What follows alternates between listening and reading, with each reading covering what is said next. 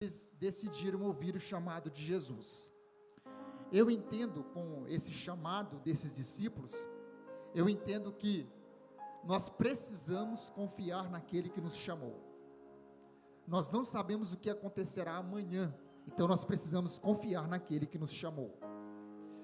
Nós seremos tentados a confiar no dinheiro, seremos tentados a confiar em nós mesmos, seremos tentados a confiar nas pessoas, mas a ordem de Deus para nós é: continuem confiando no meu poder, continue confiando em mim. E foi isso que os discípulos fizeram.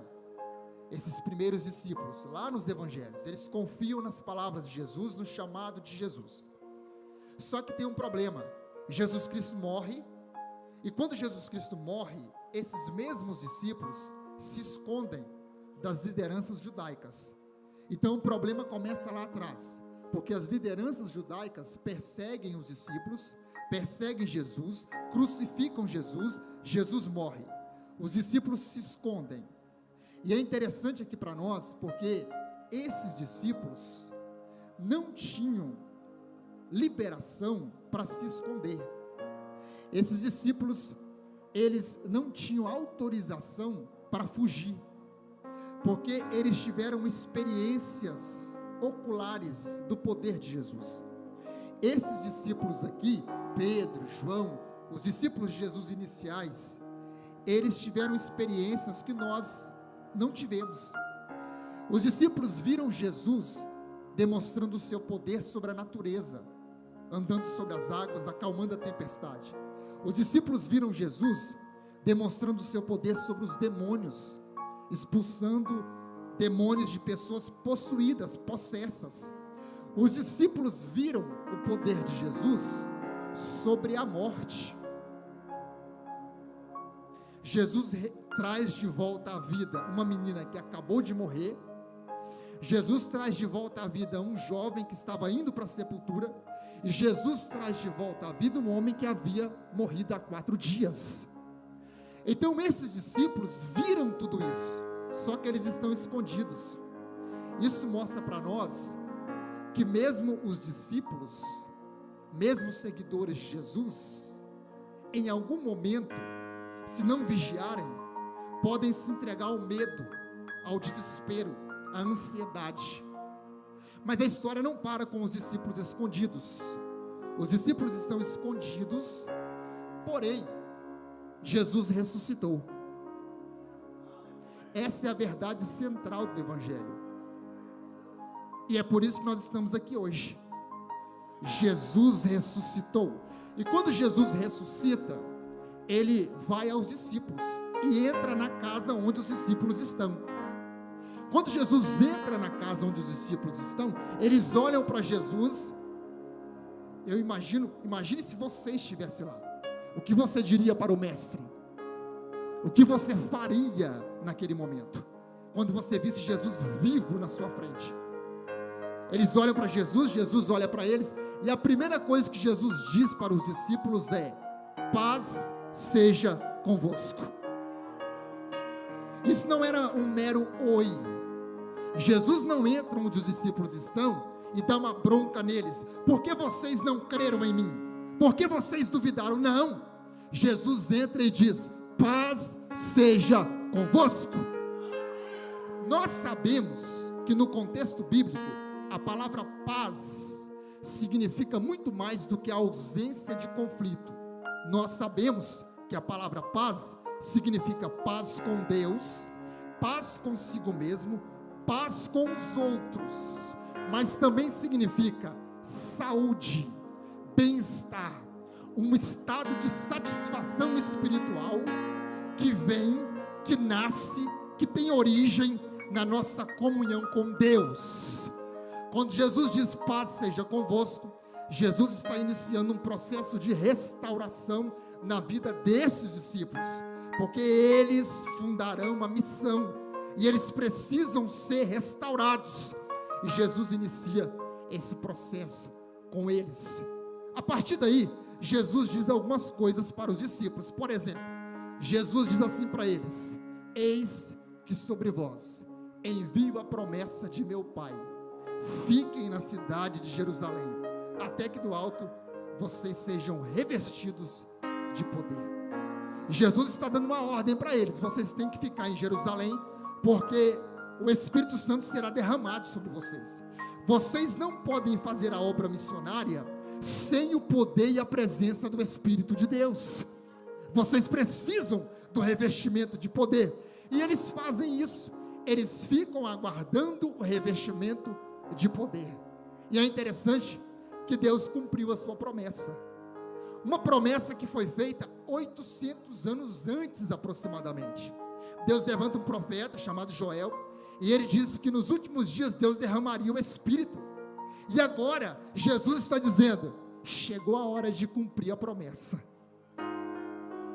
Sabe o que eu aprendo aqui? Duas coisas. Primeiro, Deus cumpre as promessas que Ele faz. Não importa, tudo que está escrito, Deus cumprirá em sua integralidade. Deus chama o profeta Jeremias e diz assim para o profeta Jeremias: Jeremias, o que é que você está vendo? Jeremias diz assim: eu vejo uma vara de amendoeira. Deus diz assim para Jeremias, isso foi no dia do chamado dele, tá? Deus diz assim para ele: você viu bem, Jeremias, porque eu velo sobre a minha palavra para a cumprir. A amendoeira é uma árvore singular em Israel. No inverno, no pior momento do inverno, enquanto todas as outras árvores estão mortas, há uma devastação, uma seca, as árvores estão mortas, a amendoeira é a primeira árvore a acordar. Deus está usando uma árvore para dizer para Jeremias: Jeremias, enquanto todo mundo está dormindo, você pode ficar tranquilo, porque as minhas palavras serão cumpridas, porque eu não durmo, eu estou acordado, eu estou de olhos bem abertos, para que as minhas palavras se cumpram. É isso que Deus está dizendo para Jeremias, e aqui eu estou vendo isso na prática. Deus está cumprindo a promessa do derramamento do Espírito Santo. Agora, o Espírito Santo foi derramado, e essa é a segunda coisa que eu aprendo. Não é para nós rodarmos, não é para nós pularmos. Pular e rodar é muito bom. Eu gosto, sou pentecostal, eu sou assembleano, eu nasci e fui criado na Assembleia de Deus. Eu tenho 40 anos de idade, fui batizado com o Espírito Santo aos 15, quando eu fui batizado eu pulei, eu rodei, eu senti uma alegria inconfundível, mas o Espírito Santo não está em nós para nós pularmos, o Espírito Santo está em nós para nos capacitar a realizar uma obra que Deus nos chamou para realizar. Portanto, se você tem um chamado de Deus, não confie nos seus talentos, nos seus dons, não confie nem mesmo no seu chamado, confie no poder do Espírito de Deus, que foi derramado sobre a sua vida. É nisso que nós devemos confiar. Muito bem, a igreja é uma instituição divina, amém? Tem uma galera aí dizendo que não, tem uma galera aí dizendo que a igreja é uma instituição falida, mas é mentira, é engodo satânico. A igreja é uma instituição divina. Antes mesmo de Deus acender a primeira estrela, antes de Deus criar a terra, antes de Deus criar o universo, no céu, Deus projetou a igreja. A igreja não nasceu há 2000 anos atrás. A igreja é um projeto eterno. E deixa eu te dizer uma coisa, a igreja não é um plano B de Deus, porque Israel não deu certo. A igreja é o projeto de Deus. Eu preciso dizer isso de novo, porque tem uma galera aí se tornando desigrejada. Eu vou dizer de novo, a igreja é uma instituição divina, projetada na eternidade, antes que as coisas fossem criadas. Quem disse isso não fui eu, foi Paulo escrevendo aos Efésios, no capítulo 1, Paulo disse aos Efésios, que a igreja, ou seja, nós, fomos eleitos nele, em Cristo, antes da fundação do mundo. Então a igreja é um projeto divino, foi idealizada por Deus na eternidade, mas a igreja foi fundada em Cristo na terra, e esse é o nosso segredo. É por isso que não conseguem destruir a igreja, é por isso que não conseguem parar o avanço da obra missionária, é por isso que não conseguem parar o avanço da obra evangelística local. Sabe por quê? Porque ninguém pode parar a obra da igreja, porque a igreja é um projeto divino, mas a igreja foi fundada na terra em Cristo. Cristo chama os seus discípulos, olha para eles e diz assim para os seus discípulos: quem os homens dizem que eu sou? Aí os discípulos dizem assim: uns dizem que é Elias, outros Jeremias, ou um dos profetas. Mas Jesus não está interessado na resposta dos outros. Jesus quer saber o que os seus discípulos pensam sobre ele. E aí ele diz assim: e vocês? Quem vocês dizem que eu sou? Aí Pedro, eu imagino Pedro parando, pensando: tu és o Cristo, o Filho do Deus vivo. Jesus diz assim: bem-aventurado Pedro, porque não foi carne que te revelou isso, mas foi o meu Pai que está no céu. E eu tenho algo para te dizer. As portas do inferno não prevalecerão contra essa igreja. As portas do inferno não prevalecerão contra a igreja. Eu te digo que tu és Pedro, e sobre esta pedra edificarei a minha igreja, e as portas do inferno não prevalecerão. Você acha que o diabo já não quis? Claro que quis. O diabo já tentou parar o avanço da igreja lá no Império Romano, não conseguiu, porque quanto mais cristãos ele matava, mais cristãos surgiam. Tanto é que um escritor da antiguidade falou: os crentes, os cristãos são a semente dos mártires. Pode matar os cristãos, muitos outros cristãos surgirão na história da igreja. E eu estou olhando para uma igreja que foi chamada por Cristo, que está fundada em Cristo. Mas a igreja é projetada por Deus no céu, ela é fundada por Cristo na terra, em Cristo. Mas a igreja tem um dia da sua inauguração. Eu não sei que dia que foi inaugurada essa igreja aqui, mas eu imagino que foi uma inauguração extraordinária. A igreja de Cristo também tem a sua inauguração, e a inauguração da igreja acontece no dia de Pentecostes. Isso é bonito, isso é lindo, porque a igreja foi inaugurada debaixo do fogo do Espírito. É por isso que nós somos pentecostais, porque a igreja é inaugurada debaixo do poder do Espírito e debaixo do cumprimento da promessa do Antigo Testamento. A igreja é inaugurada no dia de Pentecostes. Eles estão reunidos no cenáculo, orando, aguardando o cumprimento da promessa. E o que é que Deus faz? Derrama o Espírito. O Espírito Santo é derramado. E quando o Espírito Santo é derramado, acontecem algumas coisas interessantes. Em primeiro lugar, as pessoas que estão ali vendo, pessoas de várias nações, e eu não vou entrar aqui no mérito da questão teológica, as pessoas que estão vendo eles falando em línguas, começam a zombar dos discípulos, dizer assim: eles estão bêbados. Você conhece a história. Pedro se põe de pé, disse: não, eles não estão bêbados a essa hora do dia. E aí Pedro prega a primeira mensagem pentecostal. A primeira mensagem bíblica pentecostal é Pedro explicando o que é que o Espírito Santo está fazendo no cenáculo. A mensagem do crente, do pregador, sempre será esta: mensagem expositiva, explicando a palavra, explicando as escrituras, para que o crente seja fortalecido, edificado, exortado, consolado pelo poder da palavra e do Espírito.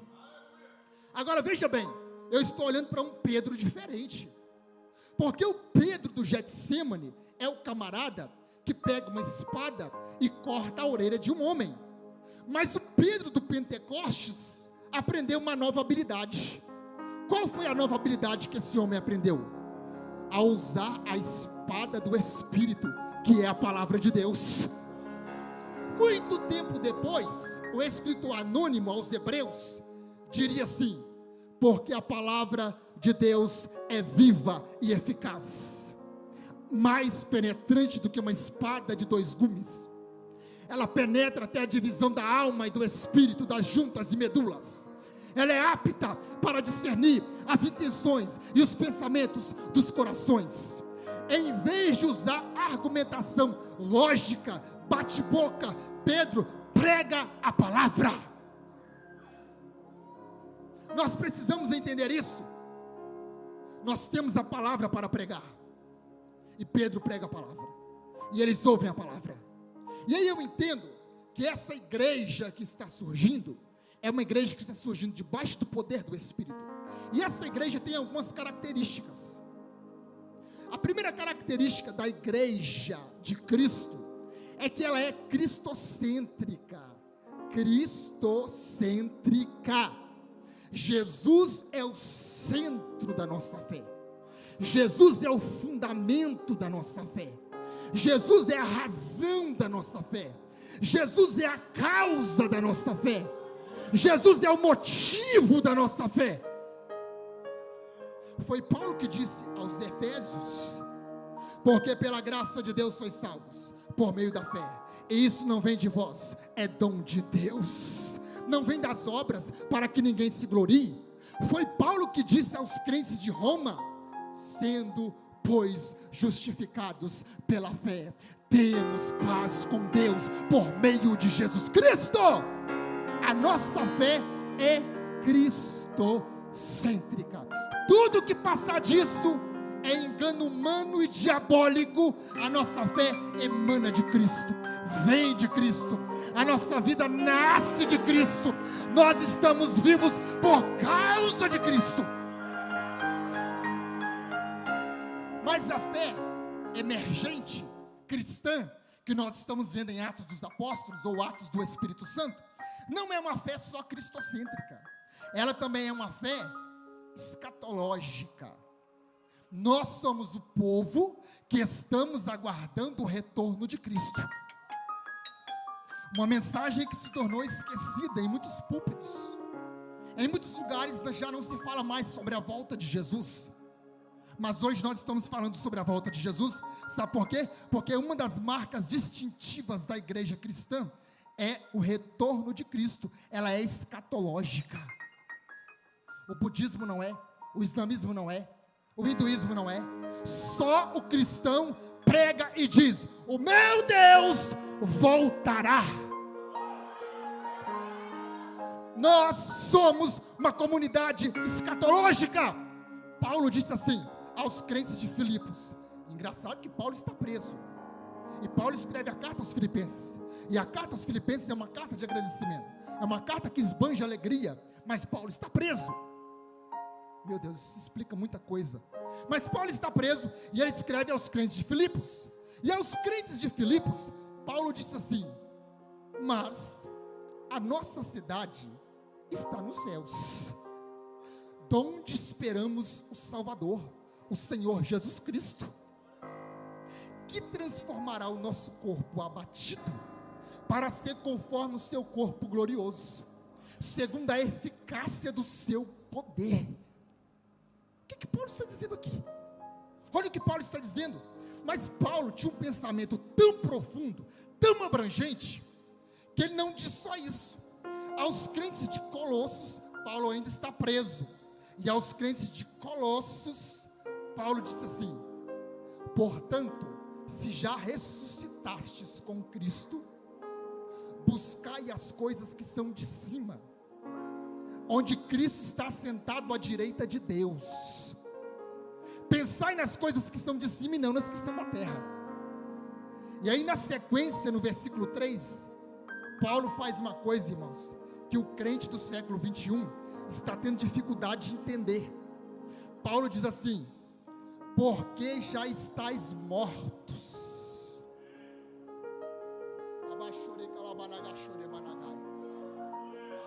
Não, a gente está tendo dificuldade de entender isso. É por isso que tem tanto ego inflado. É por isso que tem tanta gente querendo aparecer, ficar rico, ficar famoso.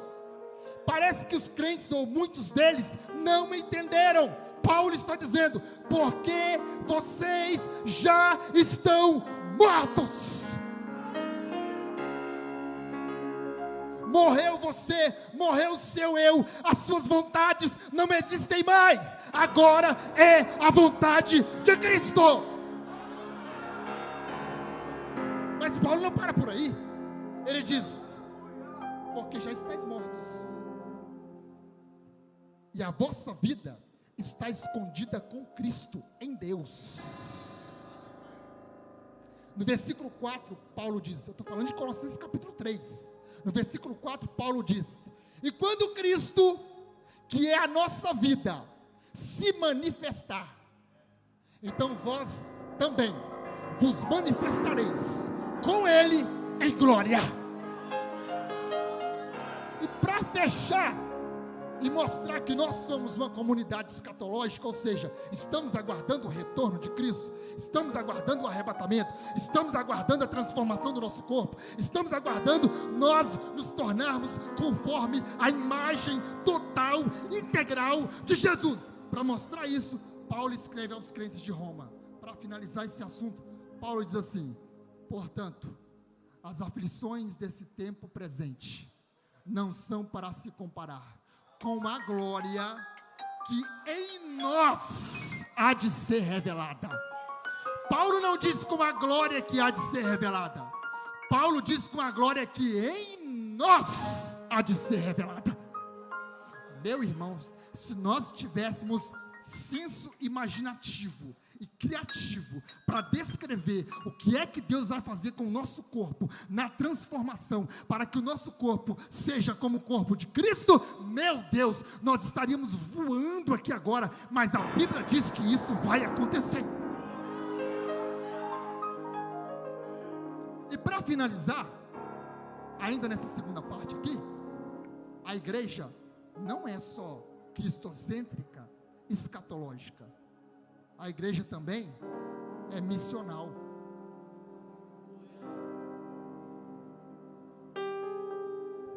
O que significa ser uma igreja missional?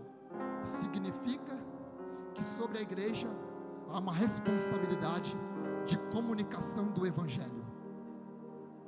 Evangelho. Não os nossos achismos, o Evangelho. O que é o Evangelho? O Evangelho trata da morte e ressurreição de Cristo. O Evangelho trata da necessidade de arrependimento e do novo nascimento.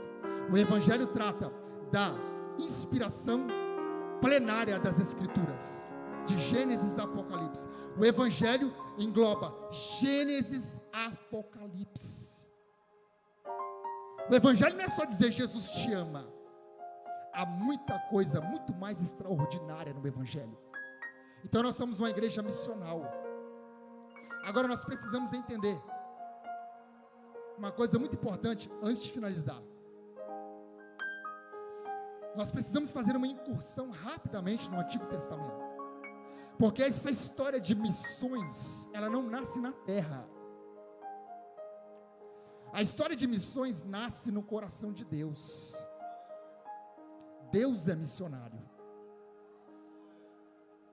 Deus está em missão. O nosso Deus é o Deus que está em busca do ser humano. Quando Adão e Eva pecam, Deus entra no jardim e diz assim: onde você está, Adão?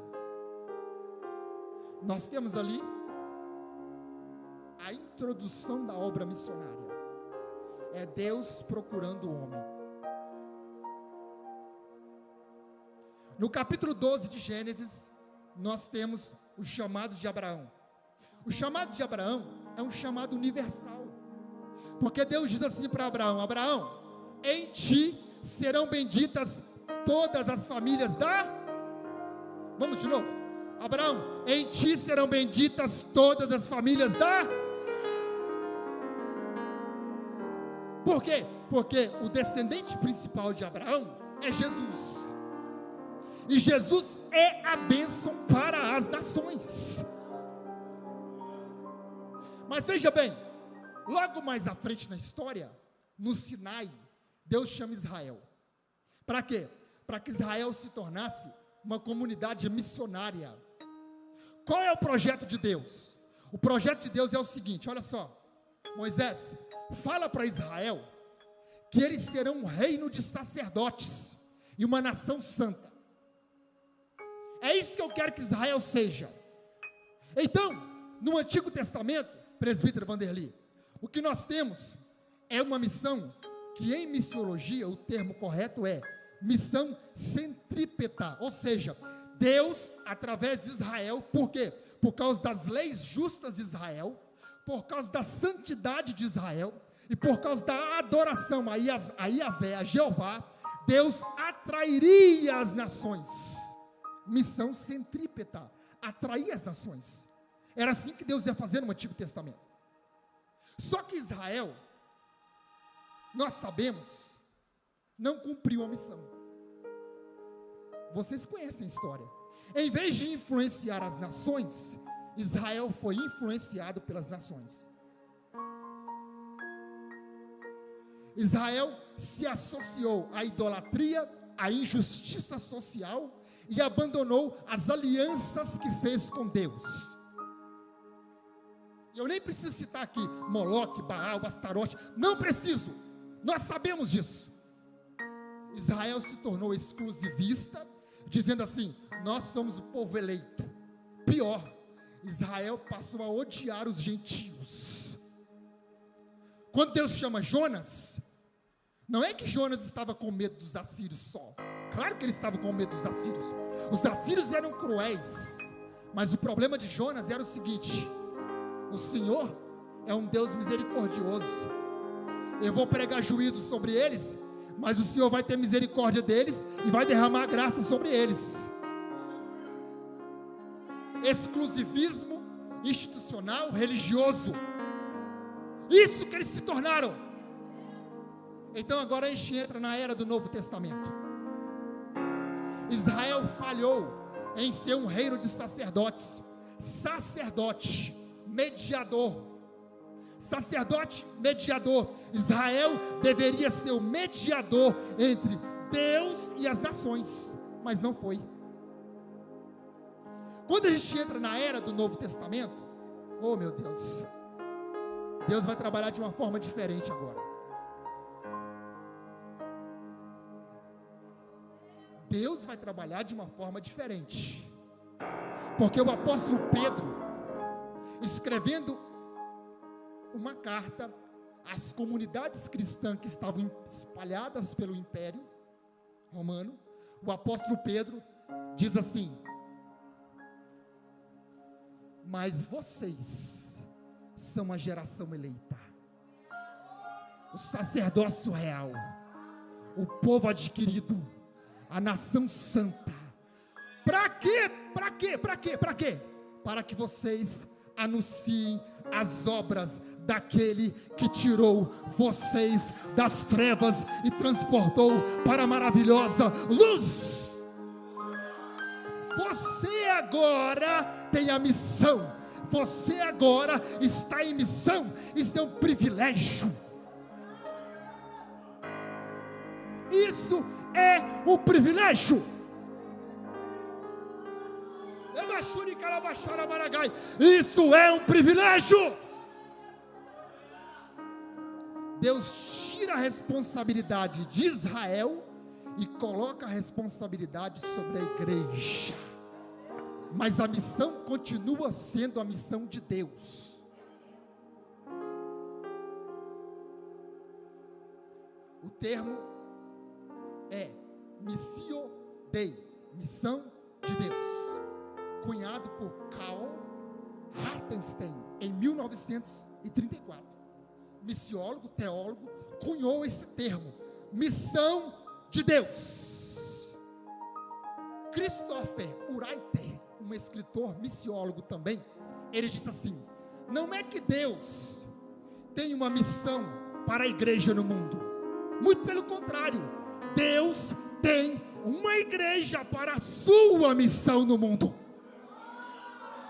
E essa igreja é você, sou eu. Nós somos instrumentos de Deus para a missão de Deus na terra.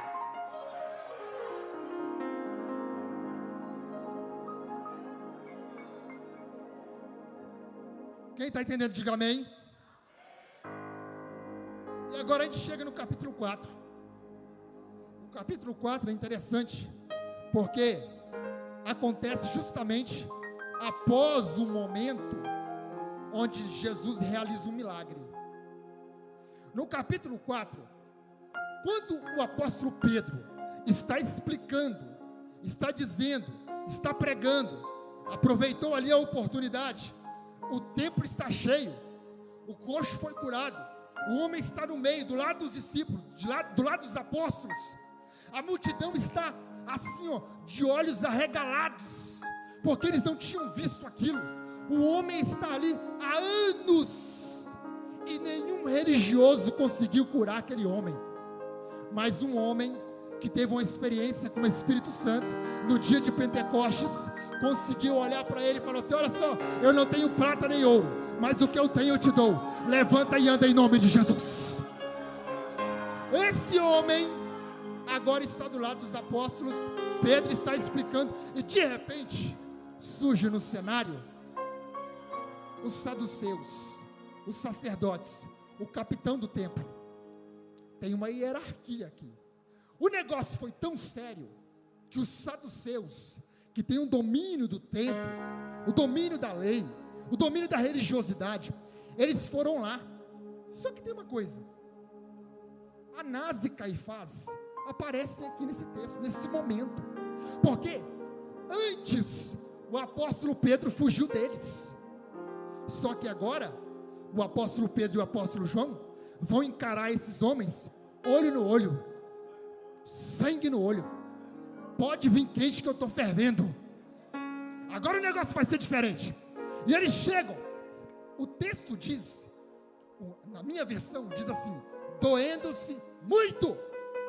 Significa que eles já ficaram sabendo o que está acontecendo ali no templo, e eles chegam cheios de raiva, eles chegam exaustos de raiva, eles chegam diante de Pedro, diante de João, e eles estão com raiva. Por quê?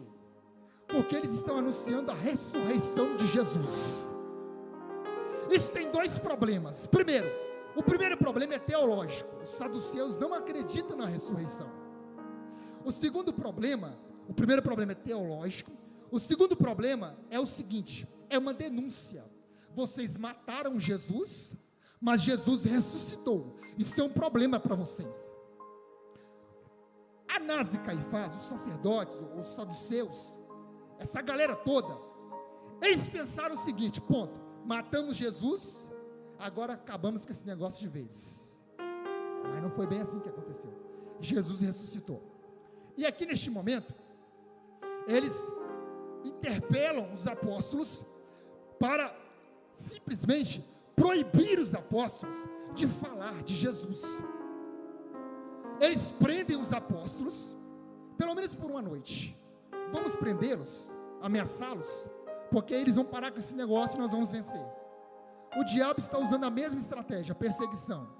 Ele não aprendeu ainda que não existe, não tem como, não tem jeito. Pode perseguir a igreja à vontade, a igreja continuará avançando e crescendo. Mas aqui eles perseguem, prendem.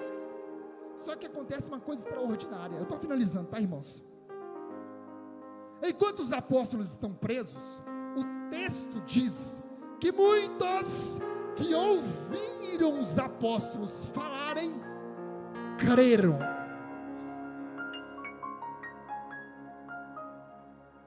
Isso é o milagre da salvação. Eles creram.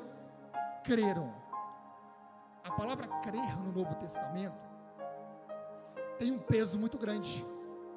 Por exemplo, só no Evangelho de João, ela aparece quase 100 vezes. A palavra crer tem um peso muito grande, porque quando fala crer, não é crer intelectualmente, não é crer verbalmente, só dizer que creio, como por exemplo, eu creio que a terra é redonda, eu creio que Deus existe. Não é isso.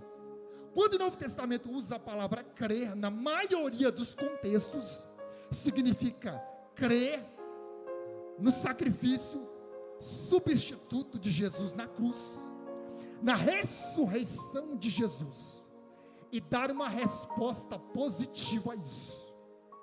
Você creu, porque você está aqui servindo a Jesus. A pessoa que está lá fora, o ímpio, diz que crê em Jesus, mas não está aqui servindo a Jesus. Então ele não crê, ele não deu uma resposta positiva a isso, mas você deu. As pessoas creram no que os apóstolos estavam fazendo. Aí, no dia seguinte, eles são inquiridos de novo. A galera toda da religiosidade, porque a religião é um problema sério. A religião é um problema sério.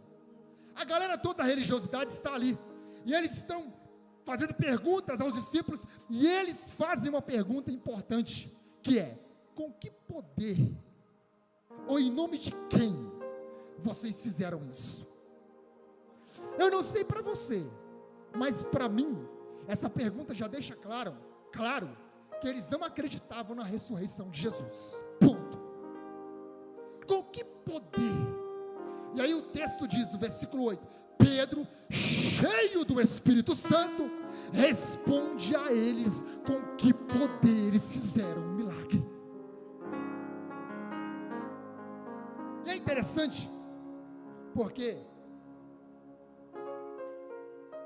eles fazem esse milagre no poder de Jesus Cristo, no poder do nome de Jesus Cristo.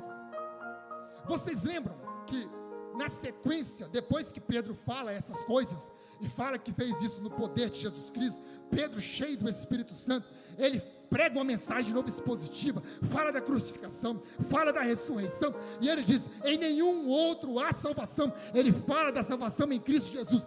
Pedro faz uma pregação extraordinária, e aí os saduceus olham assim e ficam admirados, porque eles são homens indoutos, iletrados. Não é que eles eram analfabetos, todos nós sabemos disso. Eles são iletrados, são indoutos, porque eles não estudaram em uma escola rabínica. Veja bem, irmãos, quando Jesus chamou os discípulos, esses discípulos deveriam estar em uma escola rabínica, muitos deles, mas todos eles foram rejeitados. Vocês sabem que o judeu, até os 8 anos, estudava a lei. Dos 8 aos 14 anos, estudava o Talmud, a interpretação da lei. E dos 14 anos em diante, se fosse muito inteligente, era escolhido por um rabino, para ser discípulo do rabino. Pedro não foi escolhido, João não foi escolhido, Tiago não foi escolhido, ninguém foi escolhido por um rabino. Quando Jesus inicia o seu ministério terreno, Jesus não vai atrás daqueles que eram escolhidos pelos rabinos.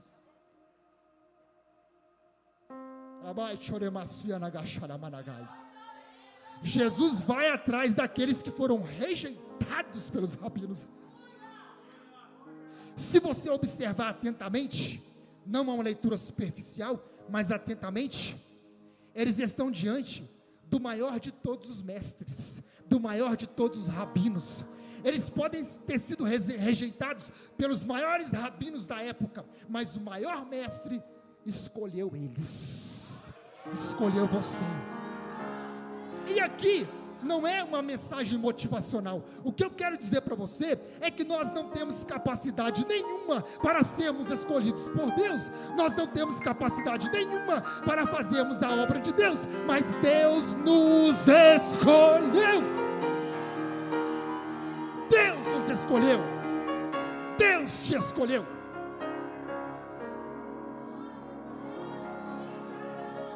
Deixa o Espírito Santo falar neste momento. Revelar a você a vontade de Deus para a sua vida, o chamado de Deus para a sua vida. Você que prega, prega na autoridade do nome de Jesus. Você que ensina, ensina na autoridade do nome de Jesus. Você que canta, canta na autoridade do nome de Jesus.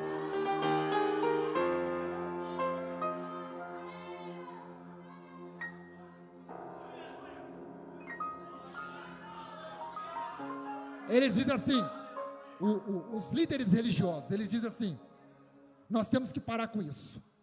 Vamos fazer o seguinte: vamos ameaçar esses apóstolos, e vamos chegar diante deles, e vamos dizer assim: faz o seguinte, vocês podem continuar aí, adorando a Deus, mas vamos combinar uma coisa aqui: não falem de Jesus.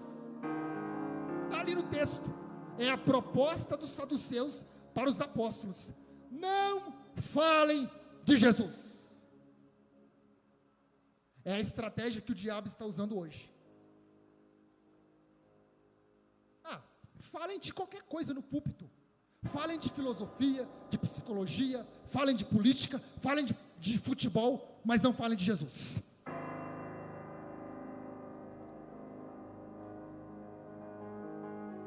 Falem de autoajuda, fiquem digladiando entre si, disputando quem é calvinista, quem é pós-tribulacionista, quem é pré-tribulacionista. Falem de qualquer coisa, mas não falem de Jesus. O diabo está usando a mesma estratégia. O sonho do diabo é que nos púlpitos não se pregue mais o evangelho, que o evangelho seja diluído em filosofias e em palavras de sabedoria humana. E ele já tem alcançado muitos púlpitos. Em muitos púlpitos já não se prega mais o evangelho genuíno. Em muitos púlpitos o nome de Jesus já não é mais proclamado com uma autoridade. Mas Pedro, cheio de autoridade, ele diz assim: vocês acham que Deus vai aceitar, vai aprovar isso que vocês estão propondo? Nós não podemos deixar de falar do que temos visto e ouvido. Você não pode deixar de falar do que Deus fez na sua vida. Você não pode deixar de falar o que Deus fez na sua vida.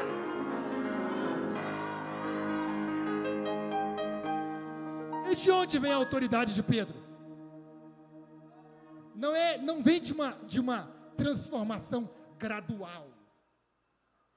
A autoridade de Pedro não vem do temperamento, da personalidade dele, não.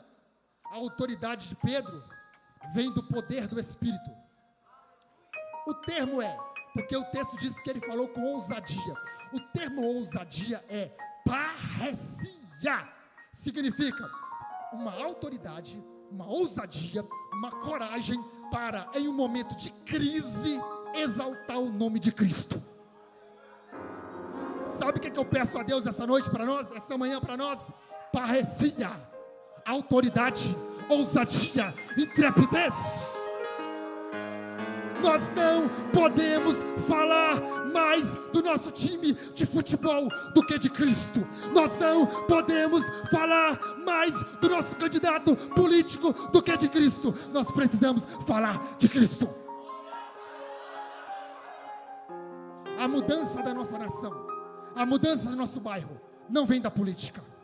E eu não estou criticando política. Devemos entender de política, mas é Jesus que salva, é Jesus que transforma, é Jesus que liberta, é Jesus que vai onde a política não pode ir. E eu gostaria que você ficasse de pé nessa manhã. Olha aqui, eles são liberados. Podem ir embora, vai, podem ir, mas não falem de Jesus. Ele, tá bom, pode deixar. Eles vão embora. Quando eles chegam e se reúnem com os outros cristãos, é interessante, porque eles vão orar. Eles acabaram de sair perante os saduceus e vão para os outros cristãos orar. Oração, a marca distintiva da igreja. Uma igreja que ora avança. Um crente que ora avança. Edward McHenry Bonds disse: toda grande obra realizada pelo Espírito através da igreja nasceu na oração.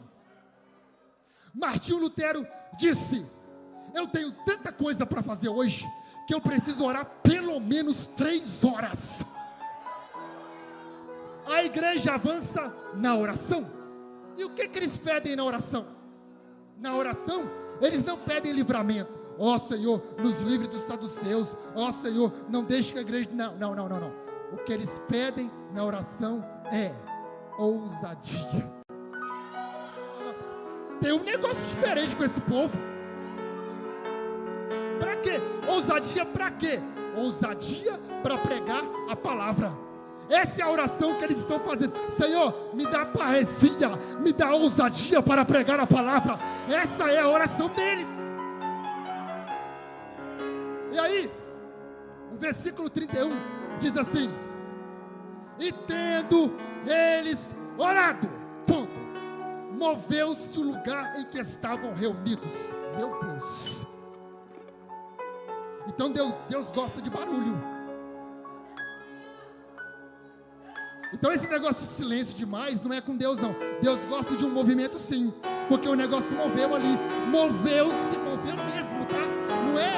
Não é metafórico não, é literal. Moveu-se o lugar em que... Moveu-se o lugar em que estavam reunidos.